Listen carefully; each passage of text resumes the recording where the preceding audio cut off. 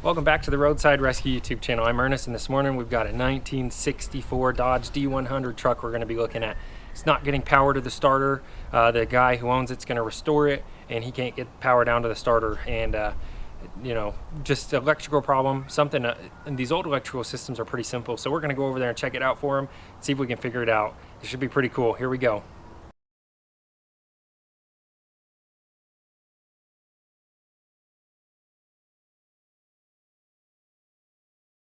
Alright, here we are. We've got this old Dodge D-100 here. There's no power to the starter down there. Looks like a new starter. So we'll see what's going on here. Pretty simple old electrical system. I've worked on a few of these before. The battery was unplugged. I'm going to go ahead and just test that battery, make sure we don't need to put a jump pack on here.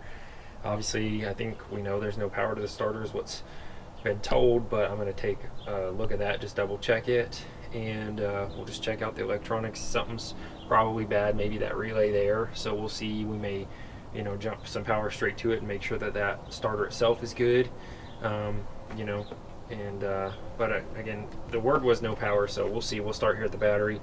The ignition switch I think is good. I cycled it on and I heard the fuel pump, so that's my indication that that ignition's probably all right. And but if we need to, we'll dig all the way down in there and check, make sure that it's getting a signal whenever it's, you know, cranking to the on position or the start position. So here we go. Here's just a simple little battery tester that I've been using, and we'll see here how this battery's doing. It's supposed to have 800 cold cranking amps, and that could be the issue there. See how that's not really connecting? Sometimes I've seen this. That's why I clean so many battery terminals and people have a fit over it, but sometimes these they'll be connected well, but they'll have so much corrosion between them that they don't get a good connection between those. That's why I always battery test on the cables here and not on the post. It could have just been the fact that that slipped off, but we'll check that out here in just a second. Okay, 9.42 volts. Let's test them on the post here and see what's up. We may need to put a jump box on it. But again, it could be just a real bad connection between those terminals, and that's why I'm always cleaning terminals. So 800. That was close.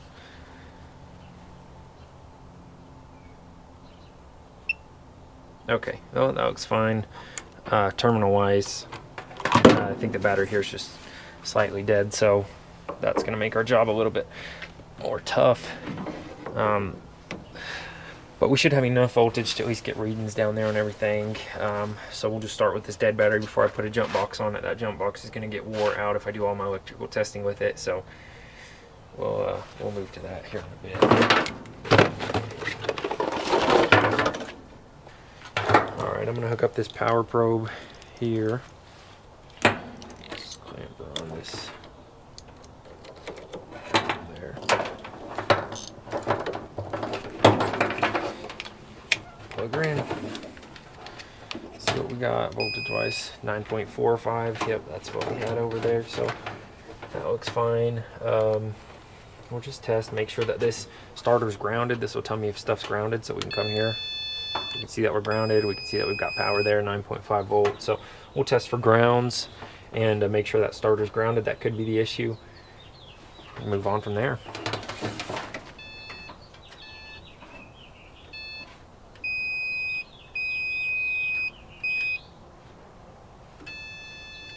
This beep, this tone is different than this tone, so I'll listen for the high pitch tone.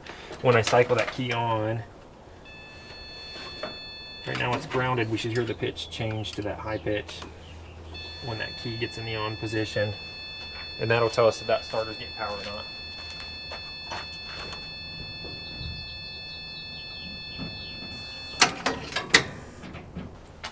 Yeah, of course it fell, if I could hear it. Let's see if that works better.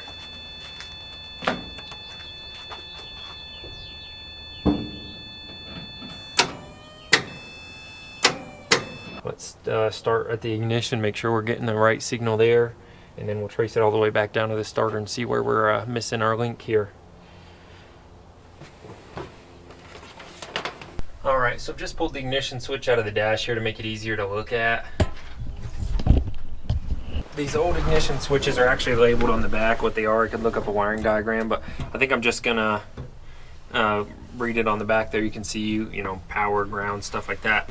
And I'll just put my probe on here, make sure everything's, you know, reading what it's supposed to, and make sure that we're getting signal through here when we cycle the key to the on position. One of these is going to be power with the key on, and then starter power. So I'll figure out which one that one is and let you know what's coming out of there. Ignition. It's grounded now. That should get power when I turn it on there. On that ignition one. Which obviously this one's probably getting power since you can hear that fuel pump humming. Let's see there. Turn that off real quick. Find the starter here. That's battery, so that's fine. That's the one that connects to the ignition when you turn it in the on.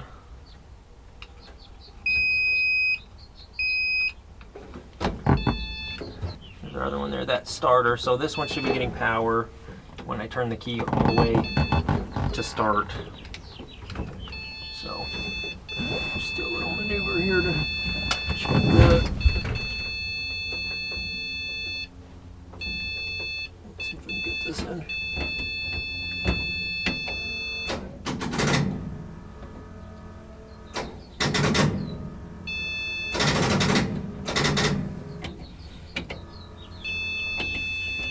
Alright, we'll try that again with our battery jump box on there. This may be pretty simple. It may just be this ignition switch if it's not going to give us power right here. We'll find out in just a moment.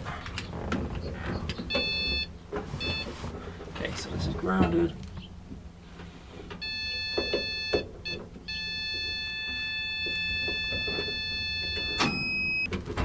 Okay, well, that's given power, but it's only 5.2 volts.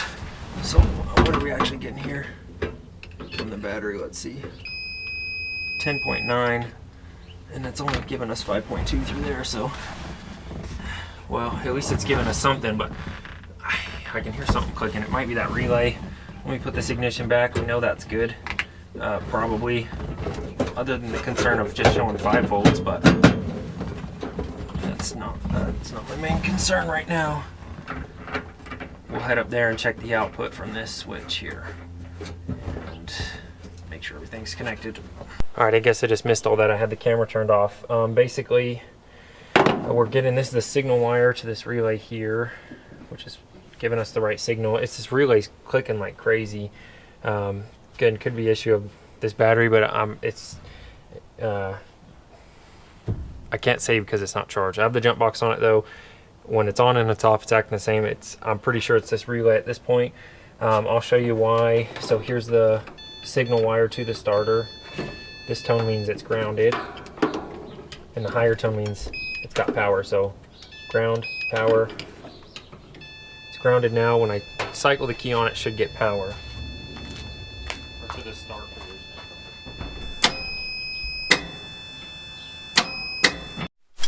All right, well, between this relay and it should just be the relay, but based off the condition of all these wires and stuff, I would clean a lot of these wires and connections up. Like the one coming from the ignition signal here is like taped back together, but obviously it's getting signal and we're just getting some issues out of that relay. So definitely a bad relay here. You can hear it. You can just hear it clicking in that relay. It's not the starter clicking, that's that relay. And you know, sometimes it got power. One time it wanted to try and start. One time it sent power all the way through that starter and kicked, and then it would never do that again. I got it to do that once. I don't think it was on camera. Relay here, but again, there's an issue of just corrosion on that as well. So that's probably not preventing it from starting right now, but I would definitely clean that up and just not have to worry about it in the future. So we're going to get this guy a new relay. We're just called out for the diagnosis, so there may not be closure on this video of watching it run. I don't think it's ready to run anyways. I think it needs a carb rebuilt and stuff, but again, we were just diagnosing why the starter wasn't turning the engine over, and we've done that correctly here. So that's a job well done, the diagnosis well done. Thanks. All right, so here we are. This is Monday. We diagnosed that on Friday, the weekend, just getting all the parts and everything. Turned out that we're going to be getting this today done this morning. So we're going to head up there. We've got that new relay. We've got the ignition switch just to get them, updated. We're going to update that whole system, and it should get power down to the starter in that case. We'll go up there and get these put on, and this will be a job well done. All right, well, here we are back with this truck, and again, we're not going to get this started. So here's the main culprit. We've got that starter relay here. We're going to go ahead and get all these connections cleaned up and get this put into place. The battery's charged up, and we've got an ignition switch as well because we had low voltage on the ignition wire coming out of that ignition switch, but it was most likely just a low battery. But I think, for the cost of that part was like $10 or something like that, to just put that in real quick and get everything cleaned up on this whole system, more than worth it. So we're gonna go ahead and do that, and we'll get started here.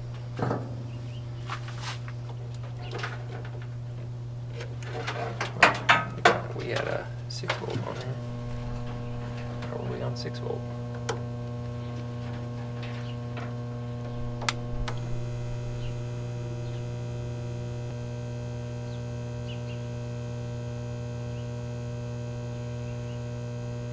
We'll let that charge over here.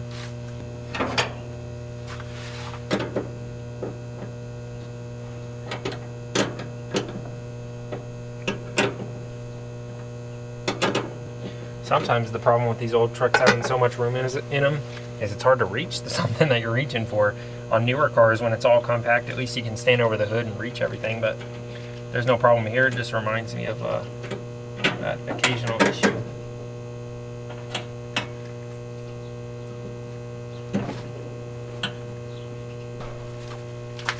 Is it a flathead? Yeah, we'll borrow this.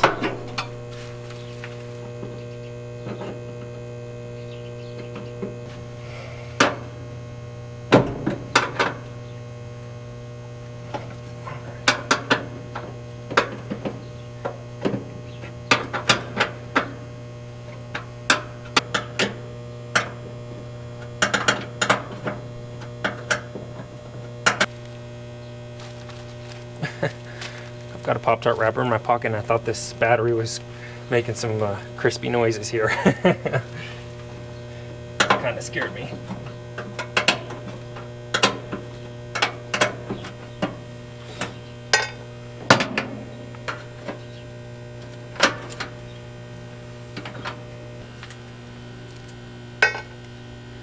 Oh yeah, there's our rattly old solenoid. Get that out of there. What 60 years will do.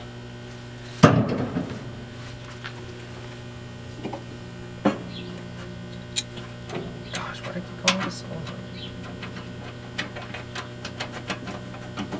Relay. Okay, so we've got that in place. I've got to tighten it down. My other concern here is just cleaning up all of these cables here. They just got old corrosion on them. Typical stuff for just old lead cables and cable ends, but we'll get that all cleaned up real nice so it's got a good connection, and that'll do the trick.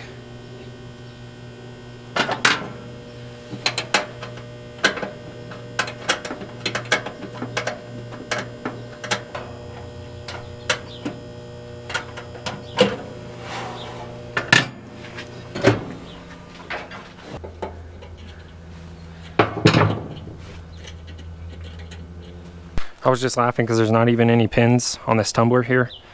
So you could just turn this with a screwdriver or whatever. Obviously, you can get this fixed. To get this pin all the way down, all you have to do is turn it in the right little location there. So if it's not here, it won't go all the way down. You can see what I'm talking about, this little drop pin. So you get it turned to the right orientation. This will go all the way down. And then all you have to do is just slide it in the new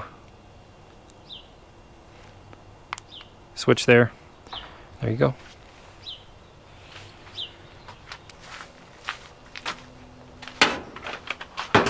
Alright, so I'm going to go ahead and replace the terminals on this battery because they're just these old lead kind. Get everything cleaned up here.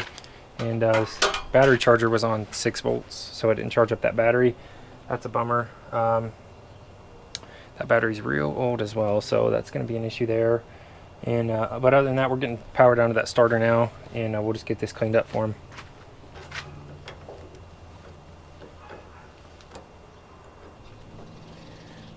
Yeah, these connectors are so much better. Get a close up here. There you go, super tight, not going anywhere. Clean that up just to be sure. And lock her down.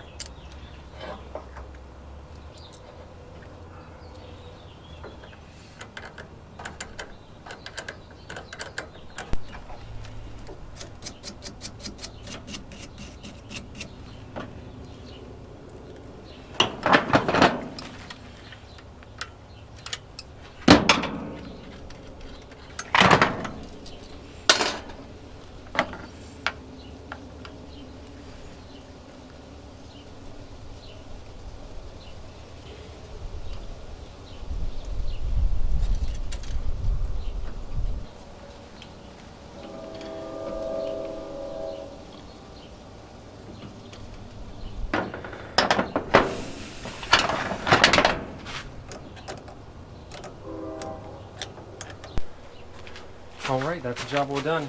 Just a little bummed that that charger was on the wrong setting. I'd have liked to have heard it crank over, but I've tested, now we've got power down at that starter. When the key's cycled, that's a job well done. Alright, so that was a pretty interesting job. Unfortunately, I know everybody likes closure, but this isn't our complete project. We're not getting it running. We just had to get power down to that starter. And unfortunately, the battery was charging on 6 volts, so it wasn't charging. But we got power down to the starter regardless. That's all we were hired to do, so that's a job well done. Thanks for watching. Consider subscribing if you liked the video, and we'll see you on the next episode.